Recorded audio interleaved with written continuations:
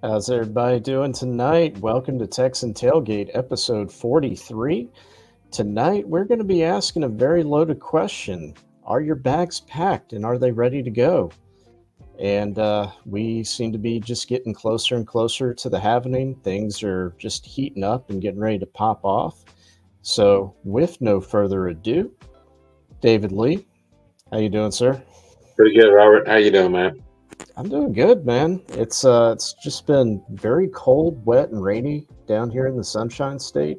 Not a whole lot of sunshine this weekend, but you know, it's I'm sure folks have it a little bit worse out in the Northwest. I'm gonna say the good thing is that will change.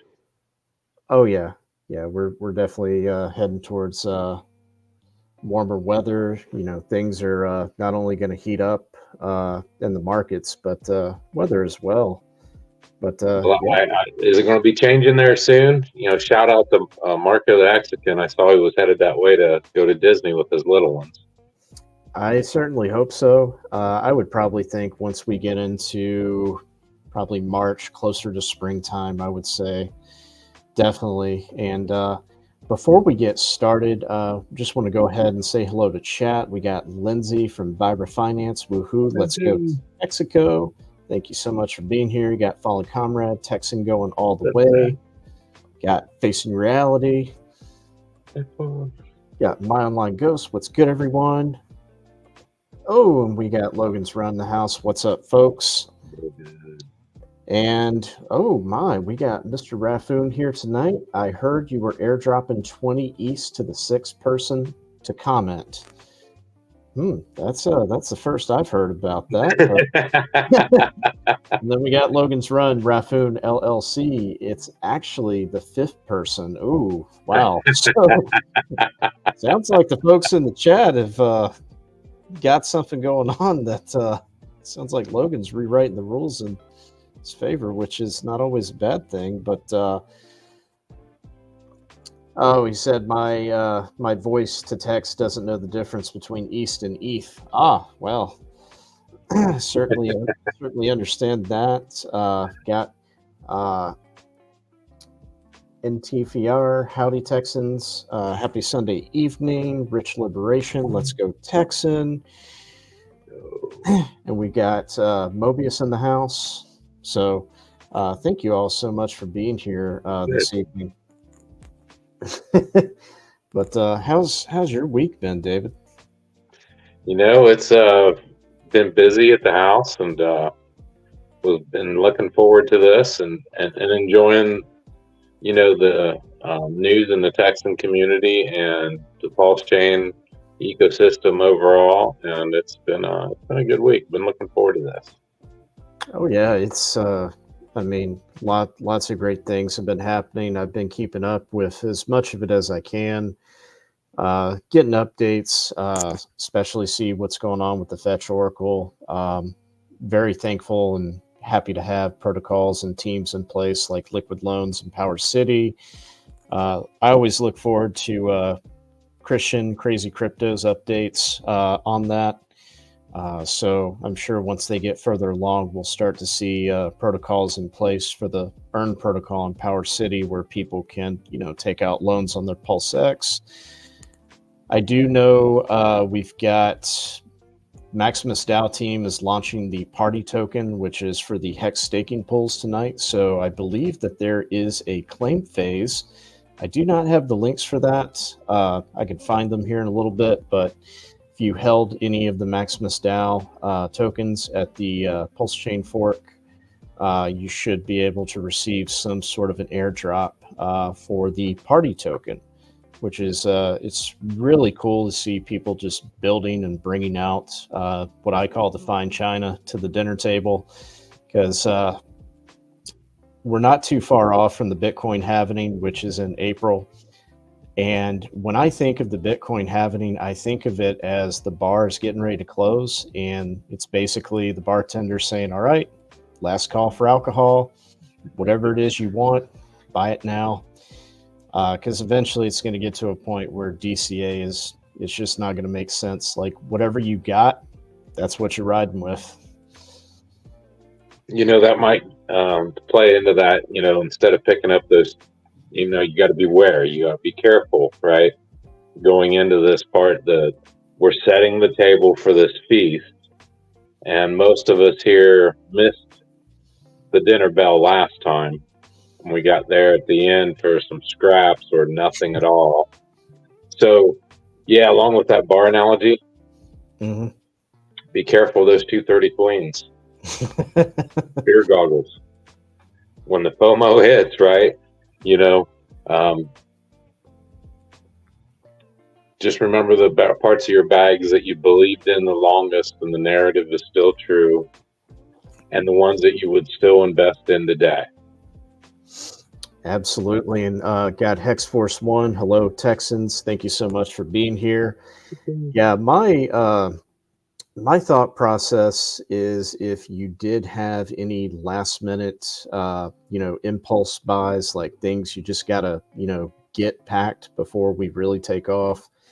I'm gonna be making my final selections next month in March, which essentially makes sense because it's more like March Madness. And you might have a little bit of an opportunity right around the halvening, but usually once we get past April, that's there's no telling what's going to transpire. So it's just one of those things. We've waited such a long time, and it's so great to see people happy again, building, coming together, collaborating, and hold on one moment. Texan Pioneer Perspectives. This will be a great NFT project. We'll create room for each community and do a metaverse meet up and before the halvening, because after run, we will be meeting face to face. Oh, yeah. Like I said, people are always building, so collaborating, which is a great thing. And speaking of collaborations, we've seen a lot of, cross pollination between the Texan team and other communities out there. And I just wanted to ask you, David, like, what's your overall thoughts? Because it's nice to see people, joining forces, extending the olive branch, and us helping one another. Especially, if you ever want to grow the ecosystem, you really have to go outside of the ecosystem. I think it says a lot about the Texan community that our attitude and the perspective, how people see us, is such that they know that, Texan means friend, right? And I think that has been probably culturally the most important thing with what we've seen in the last few weeks. We Brother KG's been here. We connect on all kinds of different levels, and we see the world not the same, but we have the same vision of bringing goodness and freedom to the world. And you can see that that's resonating more and more. And it was. I would be curious to know how much the timing was, because before all these things really came out, um, what what may have started the engines into a certain degree with this latest text in this last month and how it's gone is the border crisis. And I wonder how much support that has also added into everything else beyond, you know, I think like I said, the most important part I think is the culture, Texan culture, the founders, the people in the community being open and, not understanding we all live in glass houses and you don't throw stones. And the other cool component about this is we're also seeing the technology evolve right before our eyes. This idea that was a couple years old and what other people with blockchain technology has done is game theoried it to different levels that raise all of our boats as that tide rises. So it's been really cool. It's been really cool. No, absolutely. And this, there's just so many things happening this year, and there's obviously whenever you have an election year, whether it's state or national, there's just going to be a ton of news coverage on. I want to say things that matter, but a lot of times, you get a lot of distractions. You get a lot of, fear, doubt, and uncertainty that gets put out there to, ultimately shake people out of their positions. Because,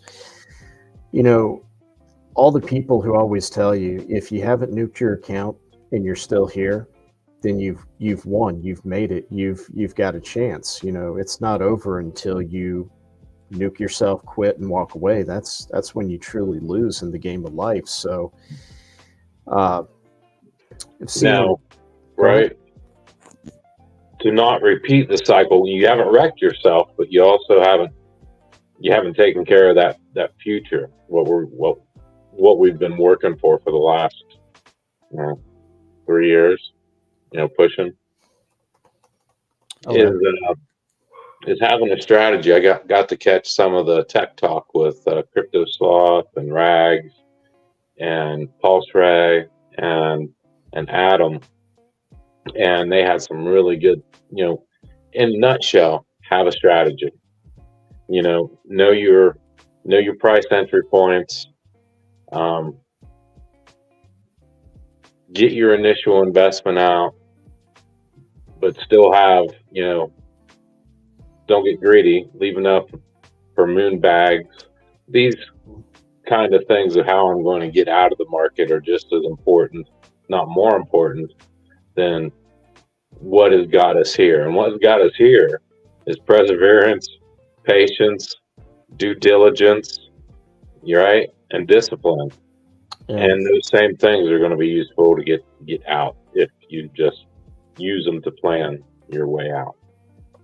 Absolutely. And I really do feel like community is what has kept a lot of people, held together, because, we do have to lift each other up from time to time. And that's, sometimes we just, we need other people to lean on, and then sometimes we need other people to lean on us. But I recall listening to Hexray Vision speak on exactly what you were talking about, where, you have to know what your point of entry is, because if you don't know what you bought something for, then you're never going to know what you're going to sell it for. So, knowing, where you're at, what you have, what did you buy into, that's really key. And also just, I hear Randy Hilarski talking a lot about, and as well as many other people, about basically just taking out your initial investment and then just letting the rest ride. And at that point, you literally become the casino,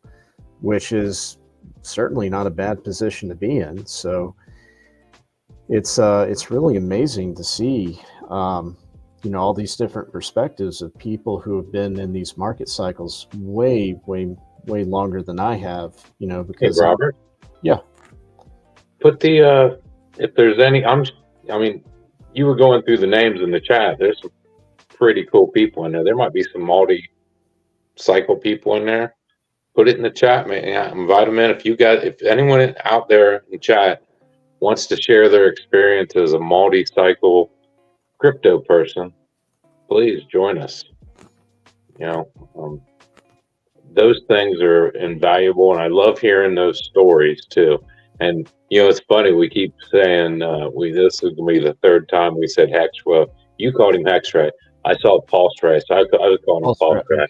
Yeah, but yeah, he's one of the ones that I enjoy the most when he goes back into that history, as he's telling his journey, also giving the context of what the overall market was doing at that time.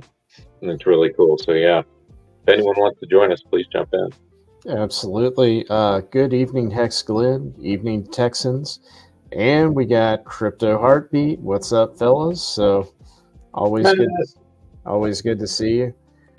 Yeah, I really do enjoy Pulse Ray Vision's Tech Talk. I really do enjoy listening to. He usually has a very stellar group lined up on there. And it's just good to hear, that experience of different perspectives on, how to do things. So yeah, if anybody wants to come on, be more than happy to have you. Let's see. But yeah, with that said in mind, what are you looking forward to the most in the next couple months, David, as far as we continue along in this journey? On the crypto side, we're in that 2-month window, pretty much where the happening, and I think it's going to be really interesting this cycle to see what are going to be the major macro narratives and what the impact of the institutional money and when that faucet gets turned on, what's going to happen in this market, how it will affect this particular cycle. Will it make it be, short and sharp, or will it make it be more along the super cycle where it's going gradual until about that midway point, and then you get that dramatic climb. Those are the couple things going forward. But yeah, the next 2 months, that's a big one. And of course, as the time, we got the elections in Texas. That's going to be really interesting to see politically the blowback from a lot of the policy choices that the Texas legislature made and the ongoing crisis at the border, how those things will impact things. And, we'll be getting closer to the election. So that's going to be a building, that's going to be curious. Absolutely. What up, everybody? Erwin! What's up, guy? What's going on, man? All good. I heard the invite and I thought, yeah, let me pitch in here. Man, I almost DM'd you earlier.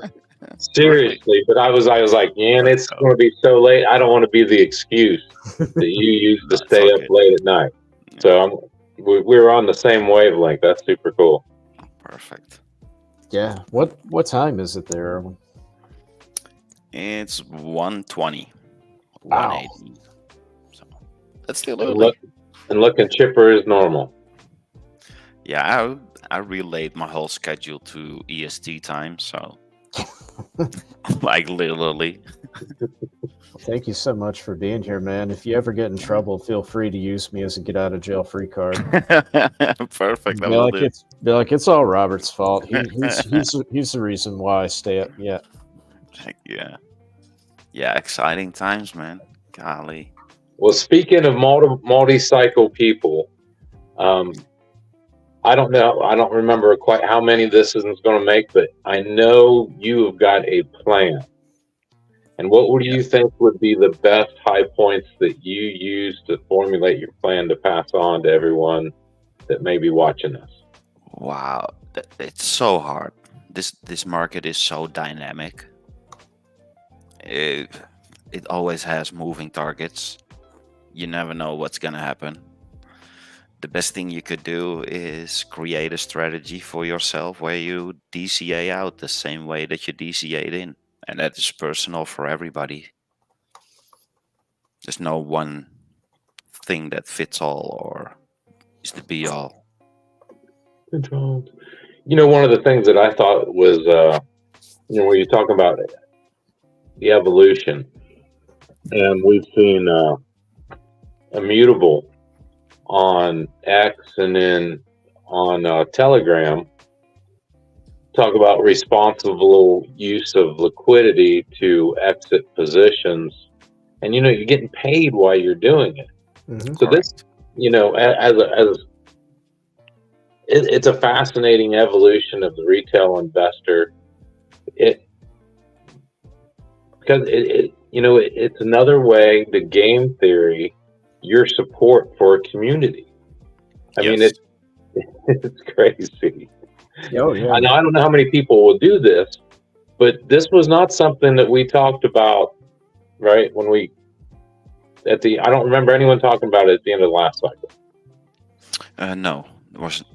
I mean, it wasn't as mainstream as it is now, but it was especially V3, but gave a lot of options. So if you were only used to V2 liquidity, it's a completely different story. But the fact that we got V3 and now you could do concentrated liquidity, so sort of using it as a DCA limit order to get out or in, yeah, that opened up some doors, yeah, for sure. And it is the most efficient way to exit a position for you and the price chart. Yeah, and that's one of the things that I've been taking a look at here closely lately is how to responsibly exit a position, because the tree that's in the yard that bears fruit, that is your yield, that is your baby. And once you chop the tree down, that's it. The tree is dead. It doesn't regrow. It doesn't bear any more fruit. So you really want to protect, Robert, I'm shocked you didn't use the goose and strangling its neck metaphor, but I'd rather strangle people, David. that's true. That's true. I was just thinking violence in general, but no, the vegan's not going to want to strangle a goose. Yeah. Especially if it lays a golden egg. Yeah, I mean, absolutely. So, I mean, obviously, I think people have to kind of figure out like what percentage, like you have your staked assets versus your liquid. And liquid to me is like your liquid moon bags. It's what you plan on taking profits in. Can't take profits if you're all staked up, but limit orders I think are the best way. Just like you create a staking ladder, you DCA out at different price levels, so that way you're breaking up your sell orders and you're taking a little bit of profit at the 10x, a little bit of profit at the 20x, 50x, 100x. And personally feel like it's better that way, because I'm not firing off all my dry powder at one range target, because the price could go up and up and up. The only drawback to limit orders is if you set them too high, there's a chance that you may not it may not hit that price. But you can always exit your position without selling anything through liquidity providing. And once you end up on one side of the tipping scales, you can always just withdraw your position. Now it does take a little bit longer. It might not, but I mean, the thing is, you are earning fees while you're doing so. So I mean, there's so many great options, and these are all assets that we love and that I want to see stay around for years and years to come. So that's just like I would set up a yearly staking ladder for TEXAN or HEX or another type of asset. I would DCA out about 10% of my liquid bag when it hits certain price levels as far as a limit order goes. And then I could put the rest in a liquidity position and just kind of, see what happens. So there's lots of options. And the fact that people can take loans out on Pulse Chain for various assets without selling is just, to me, I think it's amazing. Awesome. Got to give people options. Yes. I think it's going to be interesting how this cycle is going to turn out, because up until now, pretty much every cycle was pretty much the same. We had the same distance, the same time, yada, yada, yada. If everybody has that in mind, then probably at the next euphoria stage, 90% or 95% of the people will go for 90% out of crypto, because that was the play in all these previous cycles. What if it doesn't do it this time? Well, when we have that euphoria and we see a dip coming of 50 or 60%, then everybody is thinking, okay, this is it. Perfect. I was 90% out. I'll turn off the PC and I'll see you in 2 years. That is literally what a lot of people are going to do, because that was literally the play for the past cycles. So I think this cycle might surprise us and do something completely different. Yeah. So if that's the case, then the whole strategy that we just built based on of previous information all of a sudden goes into the garbage can. That's why it's so hard. It's always a moving target. It's so dynamic. It's hard to gauge what is gonna happen. Yeah. I compared it to riding a bull in the Wild West while being shot at by cowboys and Indians. Yeah. Sure. We got Clintrons here. Good day, Texagons. And we got Mobius. He is a bot. He never sleeps. Are you a bot, Erwin? Sort of. I'm a cyborg. Because Every now and then I get my update, and then I know you can put coffee away like it's woof. I mean, I would be on the floor.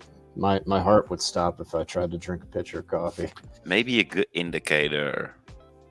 So normally people always say as soon as the barber or your shoe man starts to talk about crypto, it's the time to get out. You have your own indicator. So as soon as you want to have the urge, you want to show everybody your portfolio, sell it. It's exactly the same. And we all get it. And at some point in this bull run, because it's going to go so quickly and so fast and so high, that you will get the urge to you want to show it somebody. You want to show what you achieved. As soon as you get it, start selling.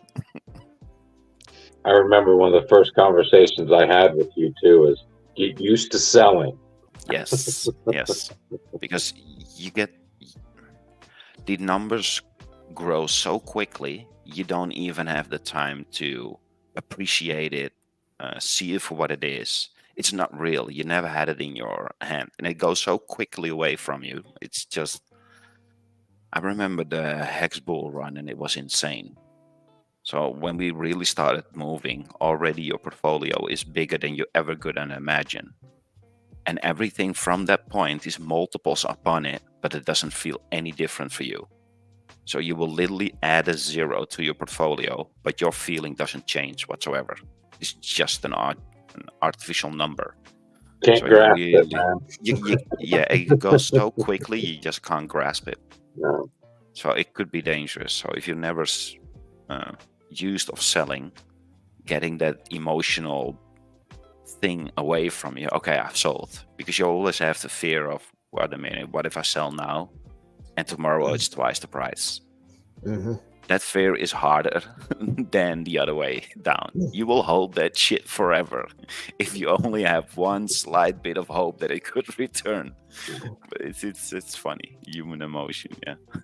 And that's the thing, is we're attached to this. I mean, we invest more than our financial economic energy. We invest our hopes, our dreams, our emotional energy into these assets. And I find in life that what we as human beings put the most time, attention, and energy into, we have a hard time letting go of, so sometimes it's like staying in a relationship for too long that just no longer works. You should leave, you should, have an honest conversation with yourself and the other person, but you stay longer anyway, hoping that it'll get better. And, sometimes in life, or it's just like having a car that just gets to a point where it's breaking down so much, it's more expensive to repair it than what it's worth. It's like, it's time to let it go.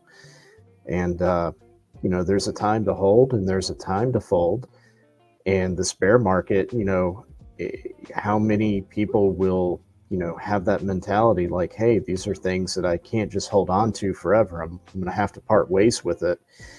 And one of the things I've spoke on many times is when I take a look at my portfolio as a whole, I'm like, okay, I've got a lot of quantity, but what do I have in here that's quality? What do I really believe in? What do I really feel is going to go the distance and withstand the test of time? And that's something that we have to, answer for ourselves. There is no one size fits all answer. Everybody has to come to their own conclusions. So it's definitely a journey. It really is. Yeah, Mobius went through somewhat with the PTGC recently, talking about the Grace currency. Yep. 270X is insane and hard to believe it's happening. Wow. So true. That's crazy. And I was in the same ride, but I sold it at the first top, and he kept it, and it went way, way, way further. So it works both sides. So I went risk off. He kept risk on. He gets rewarded, and I have to sit here with the fact that I know that I missed out on another 100x. It is what it is. Oh yeah, and I mean, that's the thing is, none of us have a crystal ball. None of us know what's. It's like 1 in 10,000 tokens is going to rise. Like, which one do you pick? That's why a lot of people are so diversified, because you just don't know what's going to move. I have a feeling a lot of things are going to move together, because I really do believe in Hart's Law. And, the power of bonded liquidity is just absolutely amazing. But, Erwin, what do you think would be one of the top calls to be on the lookout for this coming, like, top call, meaning basically get out of the pool?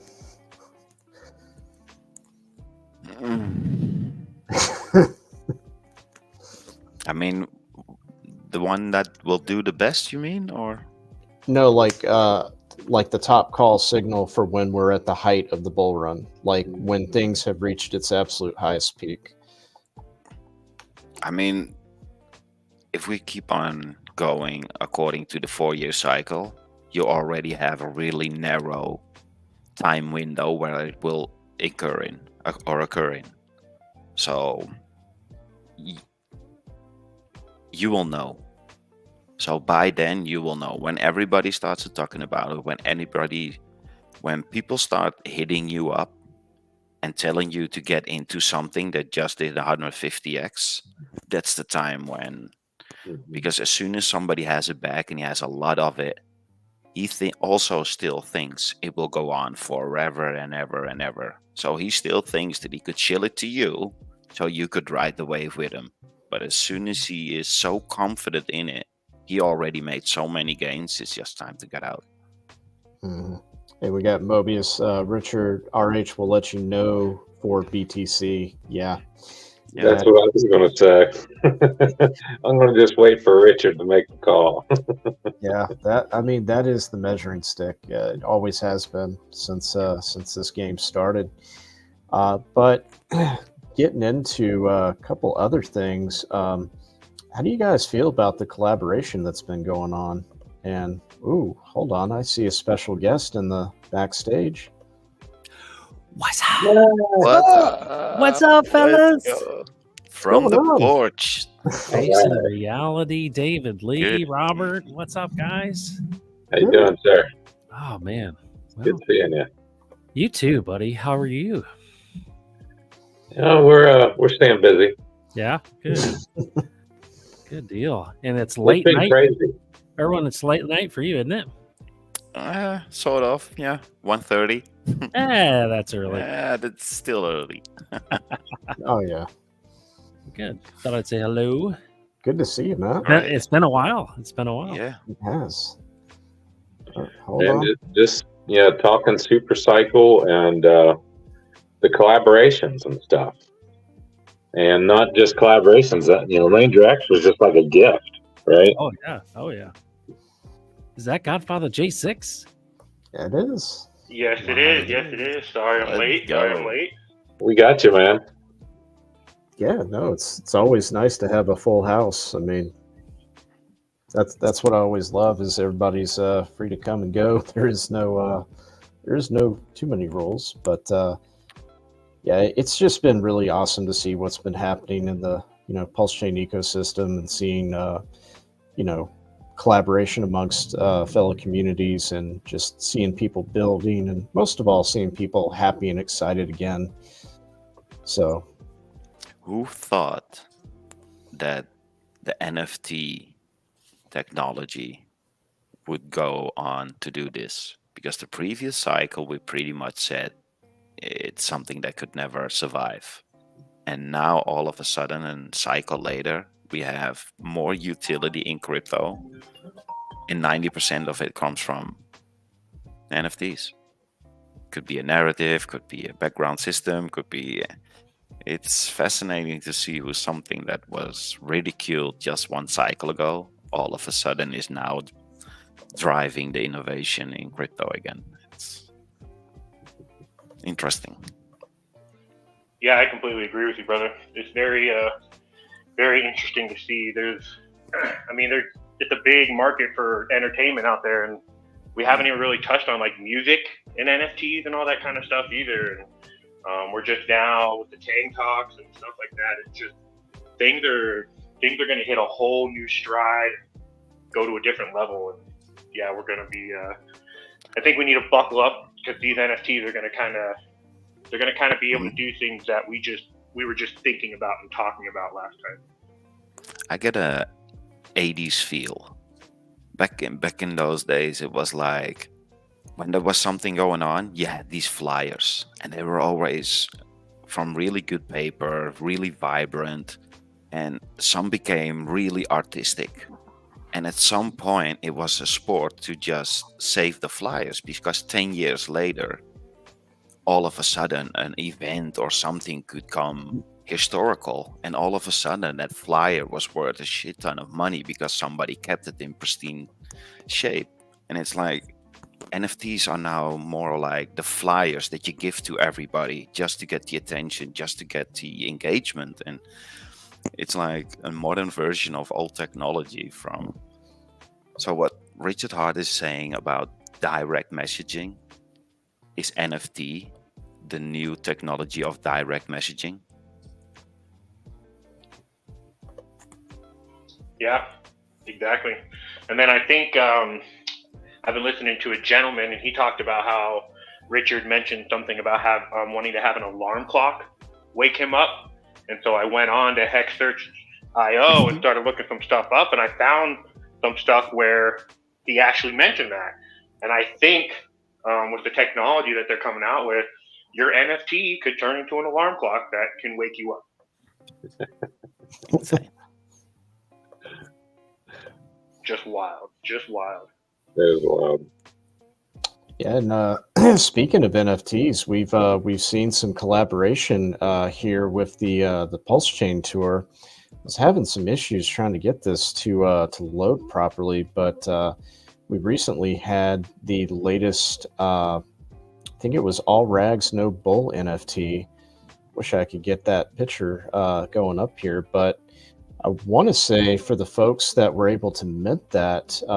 Godfather, do you know if they would be eligible for something? I would say go to try Pulse Market to pull up the NFT, because that seems to, if you like scroll down on the page, there should be a link that you can just click on, or yeah, if you have it. I'm not 100% sure exactly what sort of things are tied to the NFT. I believe that Black Hexagon and Hexaquin and SJ were behind putting it all together, and so I'm not sure exactly what they have in mind with the drops or with the benefit of holding the NFT, but I do know that there are going to be some benefits for being a holder of one of these NFTs. Yeah, and I see something right here on the pulsechaintour.com under NFTs, loyalty NFTs, collab, claim, or redeem. And I want to say that the crypto meets real estate that happened. Was it this weekend? Were you there, Matt? I'm curious to see exactly. It happened. It happened this weekend. I was unable to because of my daughter's birthday, but yeah, it happened. Congratulations. It happened. So I'm excited to hear the results and what people thought of it. Some really good people were there, and we had representation. Danny did a presentation for TEXAN Token, which is pretty cool. Very cool. Oh, absolutely. And the other collaborations that we've seen, of course, with the Internet Money Wallet, as far as the burning of staking of the time token, where you can actually, let's see, oh wow, 2.74 million Texan has been burned so far as a result of that. So that's awesome. Yeah, that is really awesome. So, real big shout out to Brother KG, Don Montoya, and the Internet Money team. It's really awesome to see this happen. So, all swaps within the Internet Money wallet will burn up some Texan. And then recently, not too long ago, we had Pulse and Lorian team created their first meme coin layered on top of Texan, which is a reflection token that got airdropped to Texan stakers that pays yield in Texan token, which I think is just awesome. So, and then we've got, of course, the NFTs recently that Black Hexakin, Wild SJ, and Hexyquin, they all collaborated to get that together, which I think is amazing as well. So it's just seeing growth and just it's just an amazing time. It makes a bit of a difference as you get from one part of the cycle to the other. Yeah, I agree. Shout out to them, and shout out to the teams for building on top of Texan and stuff. And I'll just keep saying, like Rag said, just keep an ear and an eye out for more stuff coming to Texan, because we're not done. We're going to keep pumping stuff out there, and just keep going and keep vibing with everybody. Oh yeah, absolutely. And Matt, what are you looking forward to the most as we get further along into this cycle? This is when I first came along. I didn't even know what part of the cycle I was in, and Yeah. it's been a real education since then. I'll be honest with you. I mean, to me, it's all dependent on Richard. I'll be honest with you. I feel like we got to keep building. It's still not super easy to get into the pulse chain. The number one marketing is going to be green candles. It's going to be from that $600 million worth of DAI bridging over and getting put to use.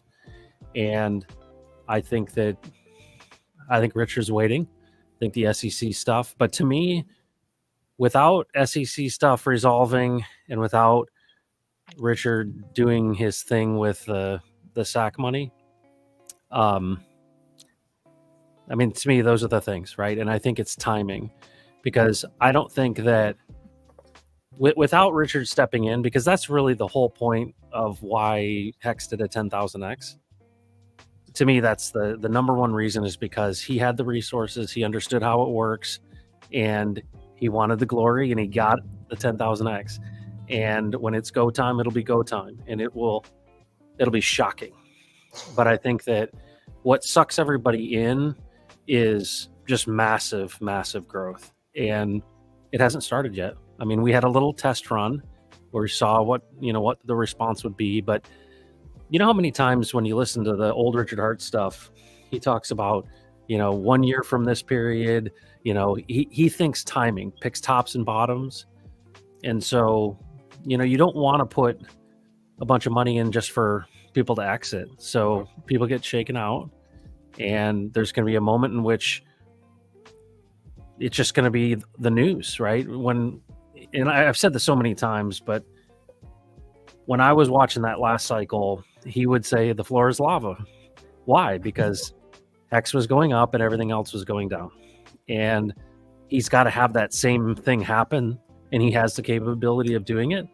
And I'm just waiting for that, to be completely honest with you. And I think the halvening is a big, big, important play here. And so I don't mess around outside of, waiting on that and working on our projects. So, to me, get ready for April 19th. Absolutely. And I noticed not too long ago they did bring the bridge fee back on. So it's just little indicators a lot of times you have to pay attention to. And obviously, I've been noticing, just quite a losing streak for the SEC. Like I noticed one of their cases, they actually dropped against Debtbox. I think that was the name of them. And I just sometimes I just wonder, like, are they really trying, or are they just that dumb? Or because I mean, you have a person that's in a position of power to influence and affect markets, and he's supposed to be held accountable by a Congress, which that's who he ultimately answers to. And there just doesn't seem to be any priority on trying to get to any sorts of regulation or clarity. It's like when you don't have clarity or guidelines or rules, you can kind of pretty much, like what we're in now, you can do what you want because there's lack of guidelines. But it's people waiting for the right time to try to rewrite the rules in their favor. Yeah. And go ahead. No, I know a guy who's one of the kind of original guys into DebtBox, and he's also a guy's in TEXAN and OPHIR. And when that all went down, they basically said, and if you've read that case at all, the SEC made stuff up, and they got caught making stuff up. And it was, they didn't do their homework. They came after them thinking they were one thing and they were another. And the judge in that case basically was going to penalize the SEC, and was literally considering charging them, and it being something that was an inappropriate use of regulatory control and power. And so that's a really big case, because that's one that they literally got caught making things up. And so I'm excited for Richard. I really do. I really think that he's going to win this, and it's going to make a big difference in crypto. That's the thing that, you think from a macro perspective. I think there's a lot more going on here than we think. And I think that I don't think he's going to settle. I think he's going to win a big case here. And then we'll see an election as well. This is going to be a really interesting time. It's going to go one way really good or one way the other, and that'll ultimately be really good. But we're going to likely see, either, let's say Trump doesn't get assassinated and actually doesn't, actually get some. No, seriously, I'm not actually joking about this. I feel like the options for him are either it's going to be a rigged election and we got civil war, or it's going to be assassination and we have civil war, or it's going to be morning in America again. And Trump's going to, and Vivek Ramaswamy is going to come in, and they're going to, make things, stabilize things. But I have a feeling the way the evil side works, I don't think they're going to allow him to live if he makes it through these. I really don't. And it's terrible to say, but they've done much worse in the past. And it's like, when they've made up their minds, they, I don't know. And it's one of those things which is great for Texas independence. Kind of either way, but it's just sad because, the good side isn't controlling things right now. And, it's hard to know which one is the good side sometimes. So, I'm not real optimistic on, U.S. strength. I'm much more bullish on Texan and crypto, because we've got some independence and, sovereignty and freedom in that. So I think either way, we're going to do well. How are things coming along with the TNM and the petition? Are they still able to get that on the ballot? Are they facing a tight deadline?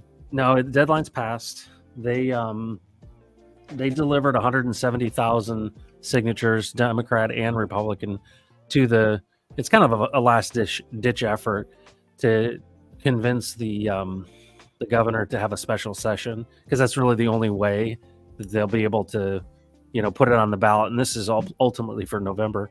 But yeah, we're boxed out by the Texas GOP.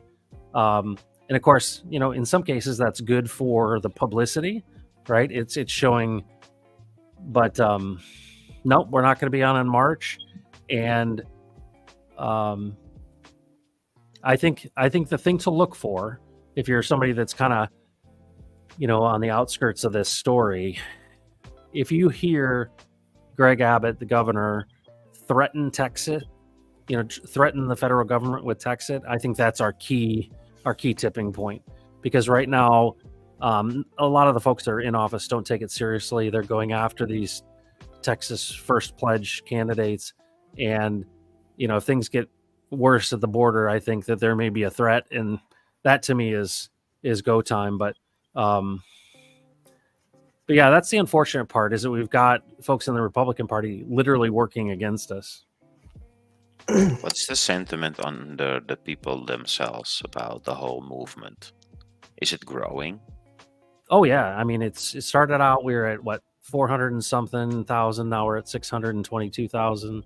So yes, it's grown significantly, especially with the petition. But you know what, honestly, it's really, the regular folks, that are working hard, most people don't pay attention to politics at all. No. And I think that for those who do, I mean, the polls say 66% of likely Texas voters would, vote for at least the question to be put on the ballot. But I think, like a lot of things, and David Lee's more of the expert than I am on this, of what percentage of people actually participate in big time, revolution type of things. It's fewer than you think.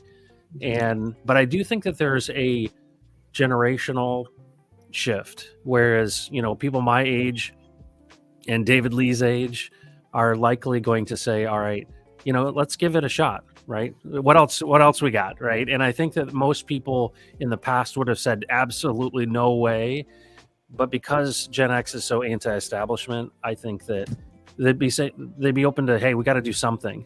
And but yeah, I mean, the percentage of people in favor of Texas independence has only grown since 2005 significantly. And so to think that if it was voted on today, it would, but that it's such a long process, like Brexit, that it's hard for people to relate to, because I think the number one thing that would drive Brexit would be Social Security checks not being sent. That would be, if you basically, the federal government was unable to pay people, I think you'd see people would be in the streets and we'd have Texas independence. But right now, people are kind of fat and happy and distracted. And until, that's why this border thing is such a significant, issue, is because it gets people really, mobilized. And I would have never thought 23 states would be supportive and then send, National Guard troops. So we'll see. But I'll tell you, I didn't think it'd get to this point. So this is really good for, for TEXAN Token, and it's really good for Texas. So we'll see. And I've been sitting here thinking, what I always do. I'm looking at historical precedent. And when we were talking earlier about Trump, and now how the GOP has used the mechanisms of government to thwart the voice of the people. But I mean, you think of how not only dysfunctional but downright nasty the nephew of what is very likely an assassinated president by, like, the Praetorian Guard, right? The CIA, the one you literally trust for that higher level, is being denied, Secret Service protection. These are the kind of things that are right out of the end of the Roman Republic. And, the parallels at this point are almost like we could probably start a meme coin around the parallels with the collapse of Rome and the collapse of America. It's gotten ridiculous. Yeah, absolutely. And, one of the things, the positive takeaways that you can look at with the, situation with Texas and all the GOP Republican senators and everybody that's, been blocking it, is you now know who they are, you know what they stand for, and you have the opportunity to vote them out.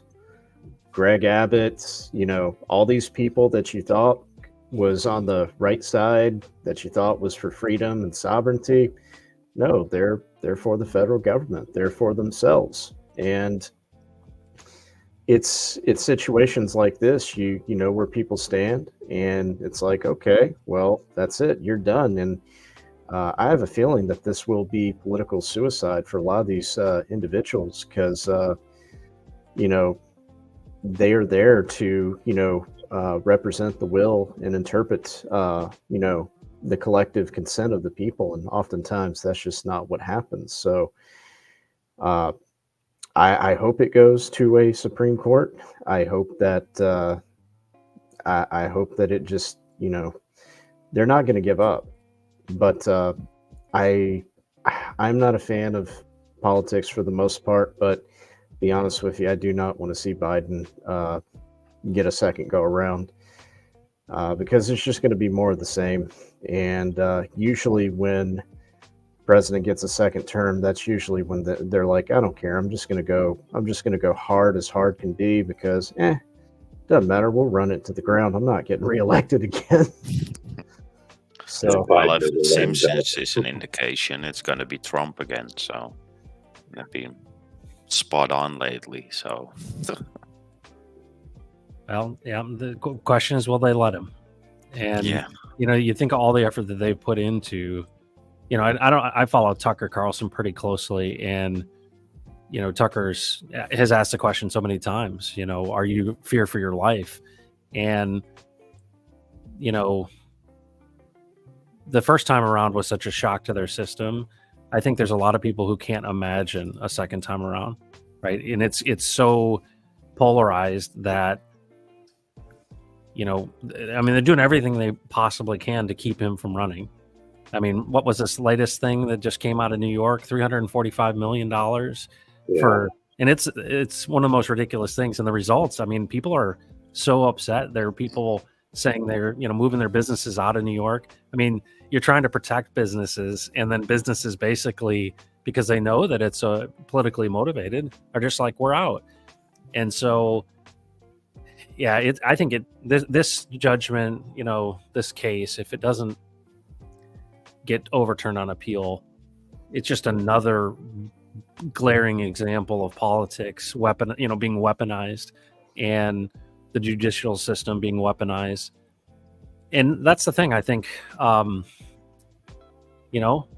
at some point in time, somebody's going to have to make the call. Either we're going to let him be president again, or we're not. And it seems weird to say that. My dad was always the kind of guy who, was convinced that they killed JFK, and here we go. We know the CIA did, and it's like, well, when you're opposing them, and they're stronger than they've ever been, so it's going to be really, really odd. But I think that either way, whether it's a rigged election or it's an assassination, we got civil war in our hands. Question is, how do you fight that war?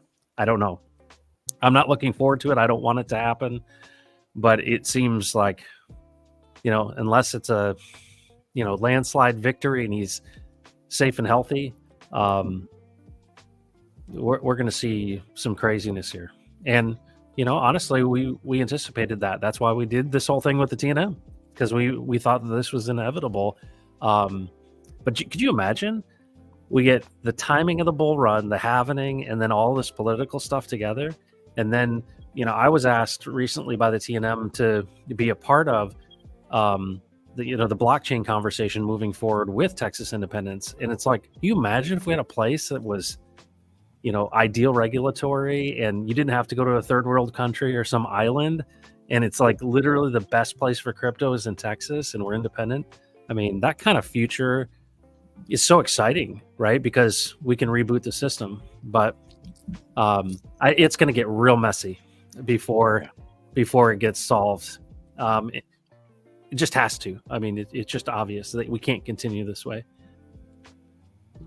Isn't it going to take a really long time to implement? Even if it would go through, it could take another decade before you truly see the benefit from it. Well, okay, so here's some examples. I think if you did it in a very peaceful and very slow, way, yes, right, kind of a Brexit style, if you will. Yeah. A lot of compromising. If it's more violent than that, it could happen much, much quicker. I think the big thing that you come down to is there's so many assets of the federal government in Texas. And, a lot of people ask the question, what do you do with Fort Cavazos, which is the old Fort Hood? What do you do with, the land, and what do you do with equipment, and what do you do with, but, those things did get worked out. The question I always have asked since the very beginning is, whoever's leading the United States, would they, and would the military themselves, take up arms against Texans? And there's a part of me that feels like no, they wouldn't. But we don't know. We don't know that. But so I think that you're right as far as if it's a gradual process, and it's we do the they ask it on the referendum, and then we do things peacefully. But I just can't imagine it actually happening that way. It almost seems like it's something that tips over, and it doesn't have to be violent, but it would tip over. It's like, all right, we've had enough. The governor literally says, all right, we're doing it. There's so much support, and because I think that it almost has to be, because otherwise they will just keep on moving the goalpost. You will never achieve it. So yeah, it's almost a guarantee if you want to achieve it. I hear what you're saying. Yeah. Well, and the nice thing about what we're doing with the TEXAN token, it's not contingent upon it, but something's got to change. And the question I would say is, where's the good leadership going to come from, right? Even if we do get a Trump presidency, we still have to deal with the bureaucracies. We have, look what happened the last time. And so, this is essentially a wholesale reboot. And that's why I think Texas could be incredible. But the ultimate question is, where do the military industrial complex people, where do they fall? Do they fall on the side of the feds or us? I think they played some cards this last few weeks when they floated the idea that these illegals can join the military to gain that citizenship. That's a huge message that people on both sides should listen to, because same thing with those historical precedents, right? You had a border crisis in Rome, and they let in the Visigoths for service in the military, basically, and it turned out that wasn't a very dependable kind of person. And those people without those ties, Matt, I think they'd pull a trigger in a heartbeat. If their overlords told them to, those Texans are rebelling and they're going to take away, democracy. You got to go stop them. Well, there's some conspiracy theory folks who believe that the whole requirement on the vaccine was to get the people that push back on these type of things out, and you get those people out, and then you let the immigrants or illegals in, and get them to be in the military to do whatever you ask. And then, did you guys see the Tucker Carlson interview about the Darien Gap and how the Chinese are coming up through the Darien Gap they're coming in through Ecuador, they're going through the Darien Gap in Panama, and then they're getting bussed straight up to the border. And these are like military age Chinese, and it's crazy to think that we don't just have the terrorism threat and then just a bunch of illegals, but now we've got some coordinated effort. Which, if I had to guess, the Chinese are like, we'll just marry your women, and we'll just end up breeding you out of existence. It almost shows that they know that they are fighting a losing battle, because I was waiting for a long time. At what point will the military industry say, you know what, this is enough? It's clear that we're not fighting a common enemy here. It's clear that we are actually doing a more like a domestic fight. And what have we seen throughout the past decades? The delusion of the military force, not by shrinking it, but just taking on retards. Because the level of, I'm not even joking, it's the same with the police force here. Yeah. When I was younger, the requirement that was necessary to get even into the police force or in the military was insane. The fire department was insane. Nowadays, all you need to do is just show up and say, okay. Not be too overweight. That's Yeah. it. Yeah, exactly. So if there's no patriots, true patriots anymore in the military, they won't be fighting you for you domestically because they all replaced it with immigrants, non-believers, whatever nowadays is running around or rolling around. Yes, something's got to change. Yes. Oh, yeah. True. And this It's- is not an America thing. This is literally worldwide. Mhm. I've been to multiple countries and you see exactly the same thing everywhere. Well, you think of how much we, the exposure we've had in the Hex and Pulse Chain community to people from across the world. Yes. And it's just regular people, right? I would say we'd be friends, regardless. And Correct. you recognize that this old idea, which I think is a Cold War idea, we've broken that with internet communications and being able to get to know people from across the world on things like this. And you realize, hold on, I don't hate you. And, it's like we were programmed to do that in the past. And it's like, most people my age and younger don't see through the Cold War lens anymore, right? James Bond's an old idea. This is it's much different. I think that is helpful, but you couple that with this generational, at least in the United States, a generational view that questions everything. And yeah, I mean, I'm actually pretty optimistic that we're going to make it through this. But I think it's going to drive so many things extreme, which is another reason why I think the bull market is going to be incredible. Yes. Yeah, there's got to be a transfer wealth from one system to another. And it's clearly that this is a system, what it's going to be. Is it going to be this cycle or next cycle? And that also ties into what I was talking about earlier. I have the suspicion that we're not going to have a bear market like we used to have a bear market, because there's got to be a point where they will say, okay, we're now going to go from our old system that is broken to the new system. Well, you can't do it when everybody knows exactly what is going to happen. So if everybody knows, okay, within 12 months we have the top in crypto, everybody pack your bags, leave for 3 years and then come back.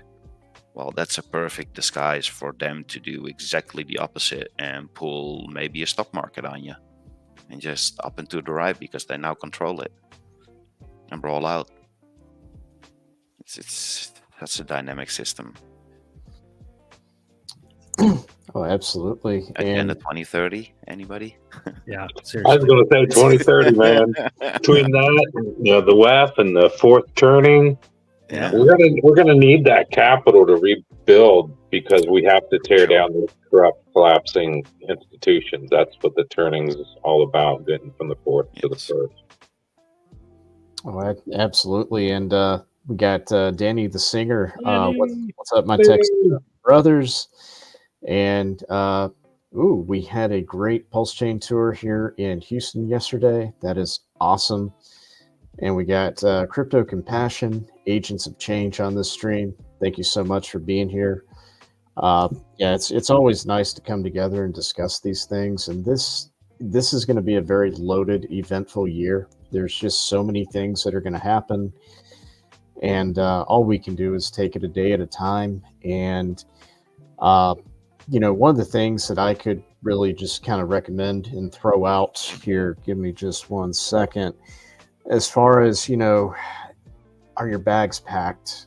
Well, one of the things that I could, recommend to a few folks out there would be taking a look at the oxcoast.com, which is it's the very first fiat on-ramp I've seen for Pulse Chain.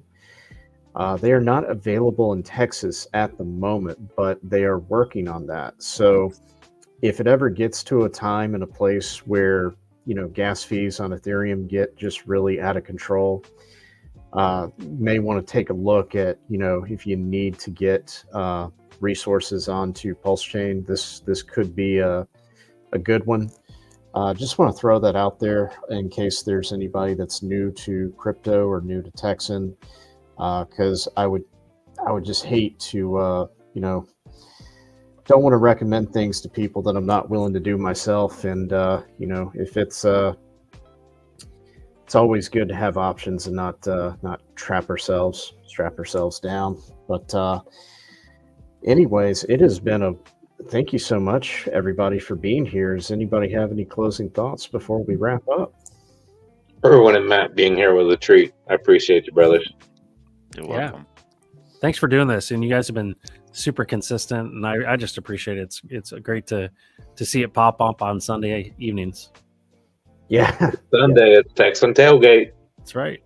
Yeah, if I can, I'll try to knock it back at least an hour, because sometimes I start to feel like I get into that mode where I want to shut down and go to bed, and I'm like, but I got to stay up. I can't go to sleep.